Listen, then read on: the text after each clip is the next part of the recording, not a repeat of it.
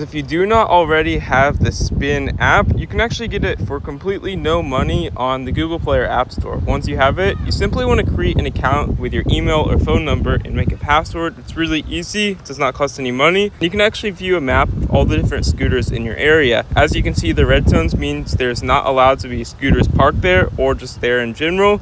And you can basically click on any of these scooters to view their battery health just on this page like so. And once you actually found one near you that you actually want to ride, you can actually click on group ride if you want to rent multiple of these scooters, or you can click on the scan option here and you can see we can scan the QR code just on the top of our scooter. In doing so, you can actually see we can enter in our payment method on the screen, Apple Pay, or you can add a card to this app. And you can see it costs $1 to start and 30 cents per minute after that. And it goes the same for the bikes too. If you can counter a Spin bike, and you can basically see it'll count up our timer on this page. Now all we're gonna need to do to drive one of these is you can actually see this right here is the bell. If you twist this, and if you push down on this, it will go, assuming you actually just push it with your foot like a normal scooter. And if you want to brake, you can actually just use this thing, just pull it and it will automatically brake. And there are certain zones that are slow. You can actually see if we zoom out, we're currently in a green space, or a yellow space means it's slow, and red means you cannot ride in it altogether.